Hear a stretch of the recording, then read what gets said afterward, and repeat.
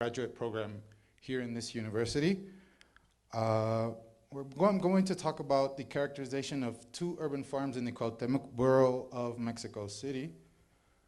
Why is it important to characterize urban farms? Well, first of all, because there's an interest in the general public for urban farms.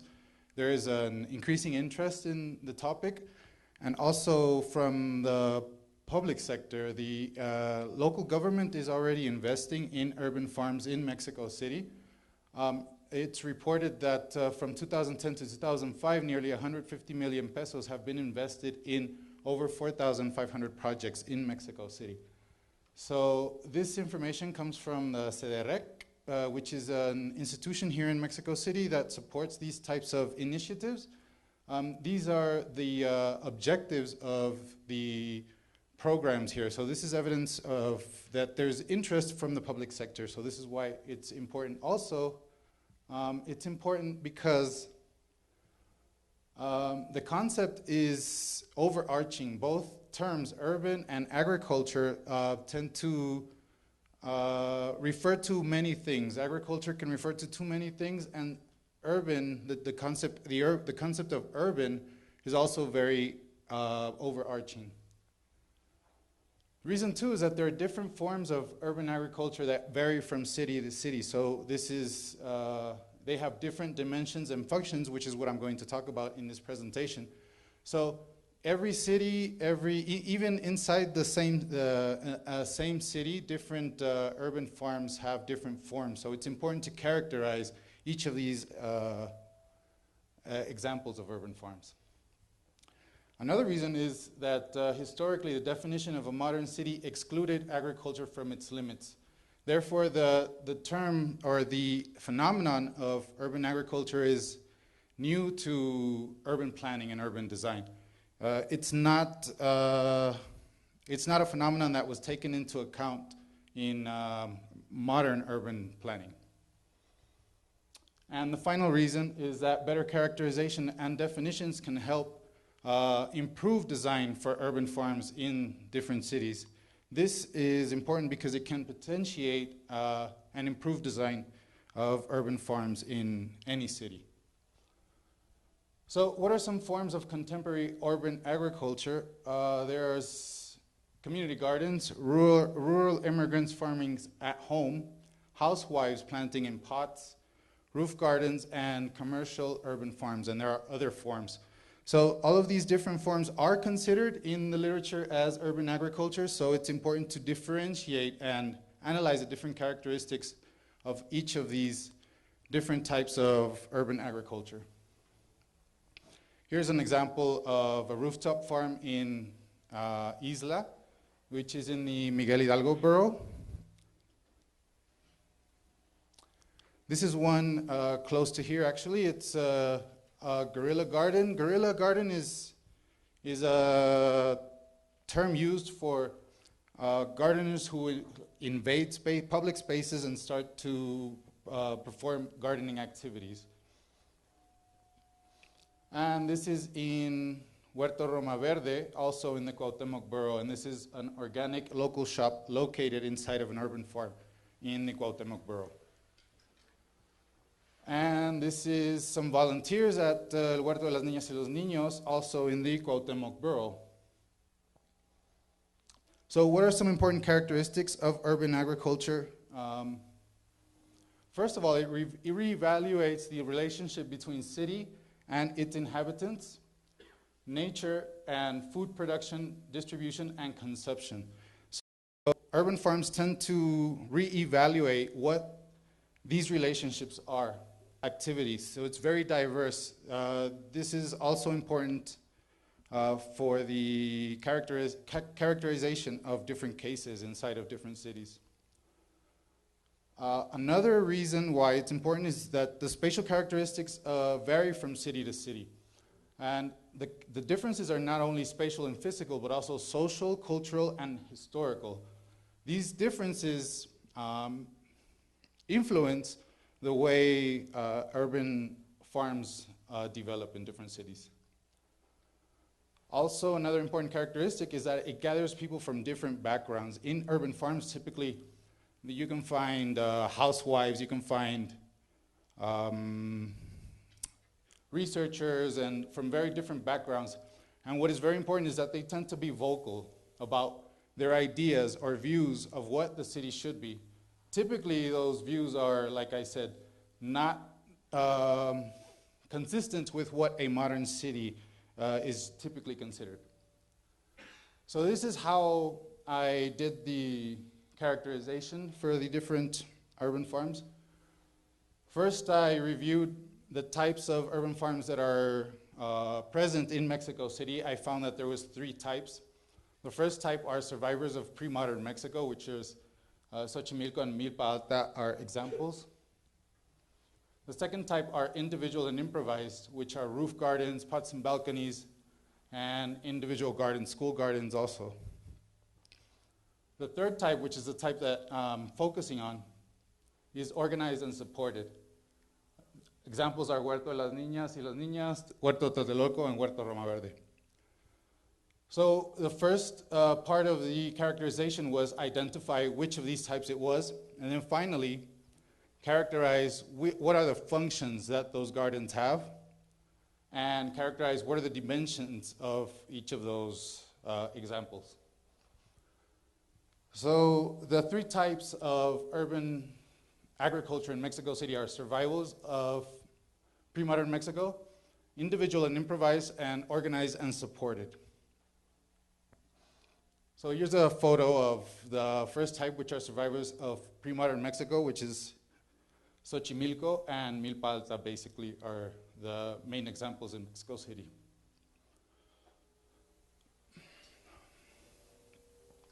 So type 1, what are the characteristics that were taken into consideration when dividing these 3 types of urban agriculture are the origins, the organization, the space, and of course some examples here.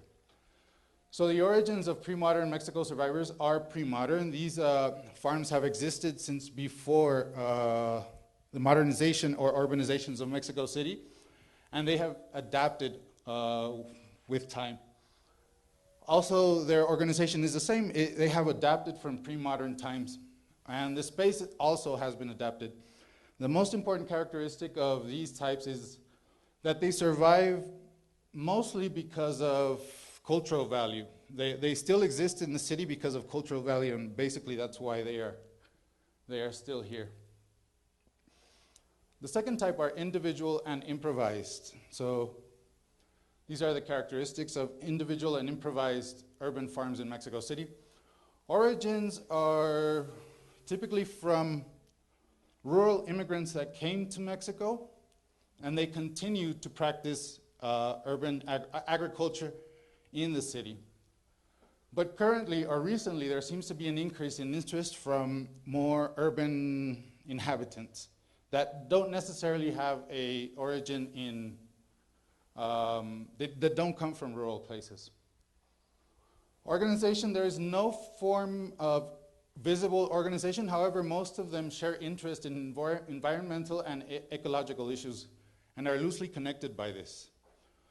So usually they all participate in events and they kind of know each other. Space is usually improvised, spaces that were not designed for plants or agriculture, such as rooftops, balconies, and warehouses. Some examples are home gardens and school gardens. The third type is organized and supported urban farms. So this third type is the type that I'm focusing on for my thesis. Origins are, they originate in current Mexico City, and they're mainly promoted by social organizations and movements. Their motives are often related to an interest or affiliation to a social and environmental reasons. Organization, these typically are run by small multidisciplinary groups of 5 to 6 people.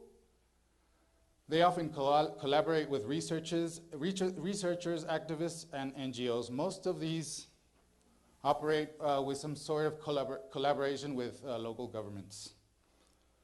Okay, so these are the 2 cases that I evaluated for my research. which are type 3 basically. So what are the multiple functions and dimensions?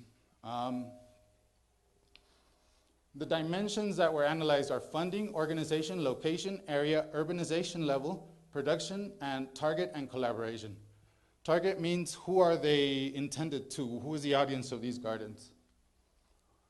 This is a table of the results that I have from my research. Funding is typically different. This is a lot of information, so in the final slides, I'm going to look at some of the differences. This is Huerto Tlatelolco, one of the examples that I'm researching right now.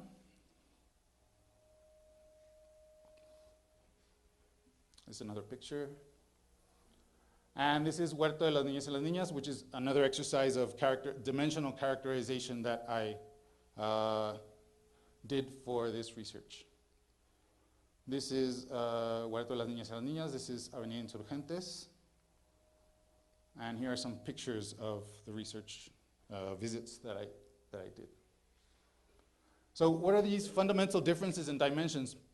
Location, for example, accessibility and target audience is an important difference that needs to be considered when analyzing these cases. How accessible are these gardens and how that affects the target audience that they can actually affect? Funding, dependence from NGOs, and some depend on the government. So funding is also very different. Activities, free versus cost. There are some gardens that provide free activities, others provide activities that have a cost. Also, the level of interaction is very different with the local authorities. Depending on the type of garden, they may or may not have interaction with local authorities. Target audience is different for the produce as well. There is self-consumption mainly, but there's also some gardens that are selling their produce in local markets.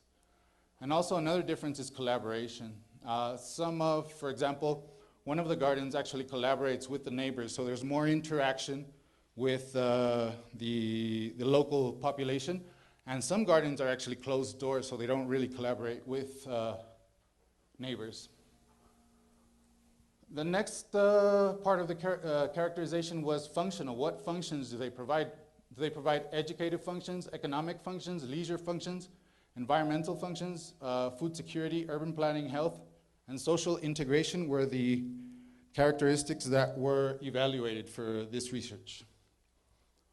How was this evaluated was on a scale from 1 to 5, each of those functions were evaluated. Point of 1 was there was little or no activities that contribute to that certain function. The second point was there are some circumstantial activities that contribute to this function. The third was that there were sporadic planned activities that contribute to this function. The fourth was periodic planned activities that contribute to this function. And a value of 5 was that there was planned activities fundamental to the urban farm that contribute to this function. So this is a comparative between Huerto Tlatelolco and Huerto de las Niñas y las Niñas in terms of those functions. This is a comparative of the evaluation where Huerto de las Niñas y las Niñas, for example, don't make much money. They don't sell their produce, so their evaluation for economics was 1. They actually depend more on government funding to work, to function.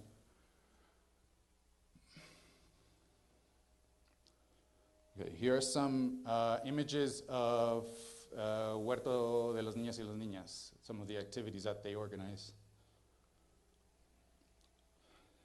So, conclusions, urban farms have a similar general characteristics but differ substantially even when they are in the same urban area. This is due to multiple reasons, motives, origins of the farmers, spatial features, historic and social characteristics of the area, among others. For those reasons, those interested in planning, organizing, supporting, supervising urban agriculture should consider a systematic characterization of urban agriculture cases. These same concepts used for this characterization can be used for designing and analyzing other farms or even redesigning existing farms. And that's basically it for me. This is my references.